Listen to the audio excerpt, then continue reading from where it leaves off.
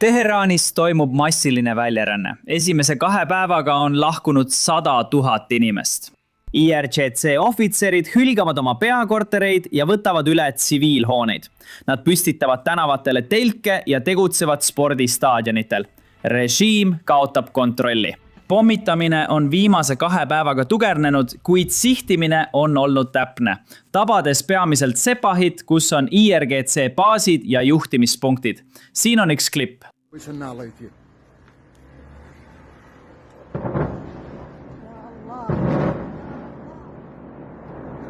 Praegu on Teheran peamine sihtmärk, kuid rünnakuid tehakse ka teistes linnades. Ja siin on tähelepanuväärne see, et paljud iraanlased Teheranis tähistavad neid rünnakuid. Internetipiirangud on viimase 2 päeva jooksul veidi leevenenud ning näeme rohkem videoklippe, kuid internet pole veel normaalne.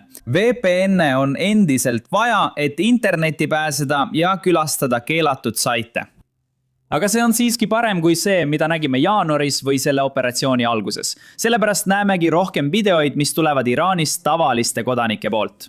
Siin on klipp kodanikest, kes tähistavad rünnakut. Vaata järgi. Mis on teie turg Mekas? Vabandust, tahtsin lihtsalt küsida. Võta ka stend, vabandust. Tahtsin lihtsalt küsida.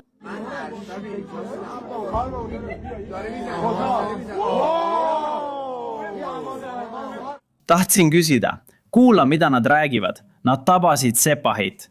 Nagu varem ütlesin, rõõmustavad nad IRGC baaside hävitamise üle, kuid tunnevad ka hirmu. Sel pole seost USA-ga. Iraanlased teavad, et Iisrael sihib režiimi ohvitsere. Seetõttu kardavad nad elada tähtsa režiimi tegelase kõrval. Iisrael hävitab süsteemselt juhtkonda. Kui su naabriks on tähtis IRGC komandör, võid kaudselt ohvriks langeda. Praegu levib Iraanis selline satiiriline postitus. On piinlik naabril küsida. Tean, et olete häbitud alalakkuja, aga öelge täpselt kui palju, sest oleme kõik samas paadis. See on sünge inimlikkus, mis tuleneb hirmust. Sellepärast lahkuvad inimesed. ÜRO andmetel on 2 päevaga Teheranist põgenenud umbes 100 000 inimest. Iga päev lahkub linnast umbes 1000 kuni 2000 sõidukit. Ausalt öeldes, kui ma esimest korda seda arvu 1000 kuni 2000 nägin, ei tundunud see mulle suur asi. Houstonis on selline liiklus iga päev. Aga oluline on meeles pidada, et paljud neist autodest liiguvad ühes suunas. Tegelikult, nagu näete oma ekraanil olevast klipist, on põhja poole suunduv liiklusumik, ehk siis linnast välja, kus on turvaline. Aga muidu on Teherani teed üsna tühjad, nii et saab vabalt sõita. Lisaks kõigele sellele on oluline meeles pidada, et ÜRO raport räägib ainult esimestest 2 päevast. On 6. päev ning intensiivsus on alates 4. päevast märgatavalt kasvanud. Linnast põgenevate või juba põgenenud inimeste arv on kindlasti märgatavalt kasvanud. Inimesed lahkuvad enne, kui rünnakud nende naabruskonnale lähemale jõuavad. Inimesed lahkuvad ka seetõttu, et režiimi jõud muutuvad ohjeldamatuks. Kromabadi linnast Iraanis on teateid, et jõud patrullivad linnas relvadega, näod kaetud, mootorratastel ning nad põhimõtteliselt hoolitsevad selle eest, et keegi ei tähistaks Khamenei surma. Nad ei soovi, et keegi näitaks vastuseisu režiimile. Noor naine Nahal tapeti pärast pidutsemist sõpradega, kes pidid seejärel põgenema. Me näeme sama tüüpi sõnumeid Iraani riigimeediast. Meil on inimesi või Iraani ametnikke, kes tulevad avalikult televisiooni ja ütlevad, et igaüks, kes näitab mingitki režiimi vastast käitumist, lastakse kohe maha. Režiimi jõududel on sellised käsud. Kuulake. Isad ja emad, kui teie pojad ja tütred ei kuula, ei ole see meie süü. Kes Iraanis räägib täna sama, mis vaenlane? Nende all on Tel Aviv. Juht on Netanyahu. Neile on kuul määratud. Keegi pole nii ausalt varem rääkinud. Me ei taha tappa teie last, sest ta on teadmatuses. Tundub, et režiimi lahendus iga probleemile on mõrv, kuid mahasurumise jõud kahanevad, kirjutab ajakiri Economist. Economist teatab, et Iraani sõdurid, politseinikud ja Iraani revolutsioonikaardi liikmed ei ilmu tööle. Õhurünnakud on nii ägedad, et režiimi jõud ei tule enam kohale. Käsuahel laguneb, nagu kohe räägime. Mul on kiire palve. Vajutage allpool meeldib ja telli nuppu. See aitab meid algoritmis, eriti kui kajastame sõda.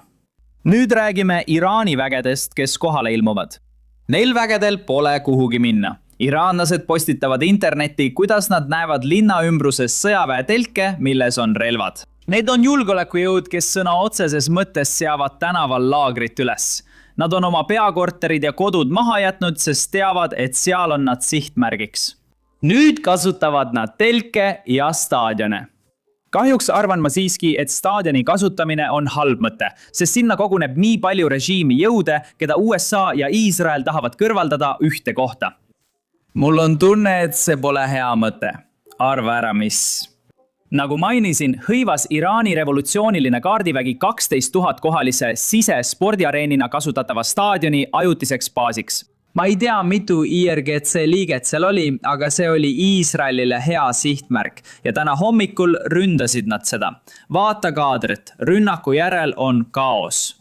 IRGC väed põgenevad, sest Iisraeli rünnak põhjustas palju ohvreid. Võiks arvata, et pärast seda, mis juhtus Hameneiga ja tema tippjuhtkonnaga, kes temaga kohtusid, nad ei teeks enam seda viga. Aga nagu öeldakse, petad mind korra, häbi sulle. Petad mind 2 korda, igatahes, lähme edasi. Nagu näha, Iraani juhtimis- ja kontrollkeskused lihtsalt ei toimi. Ka side on ohustatud. Tegelikult sai Iraani relvarühmitus just täna hommikul sõnumi, mis oli natuke liiga hirmutav. Vaadake, sõnumis öeldi. Teie relvad on meie rünnakute vastu väärtusetud. Te surete lahingus, mille juba kaotasite. Teie komandör reetis teid. Nad varjavad end luksuses, toppides varastatud raha tasku, samal ajal kui teie ja teie pered saavad vaid hauad. Sõnum on psühholoogiline sõjapidamine, kuid tegelik oht seisneb selles, et saatjal on kõigi rühmituse liikmete telefoninumbrid. Kujutage ette, kui need numbrid satuksid CIA või Mossadi kätte. Usun, et nad saavad telefonide asukohad numbri järgi tuvastada, mis peaks IRGC liikmeid muretsema panema.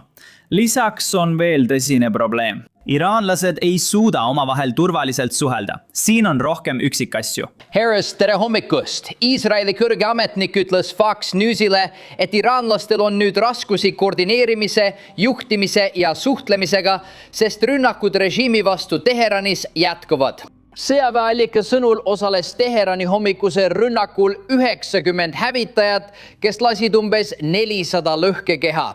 Kui see jätkub, ootame rohkem sihtmärke Teheranis ja režiimi infrastruktuuris. Iisraeli kaitsevägi avaldas video eilse õhulahingu kohta. Esimest korda pärast 80-ndaid tulistas Iisraeli lennuk alla vaenlase hävitaja, kasutades selleks F-35. Ja täna... Nüüd, kõige selle kõrval avaldas Valgemaja eile ühe üsna huvitava video. See nägi välja nagu otse Call of Duty mängust. Kui oled mängu mänginud, tunned mõned stseenid ära. Vaata järgi.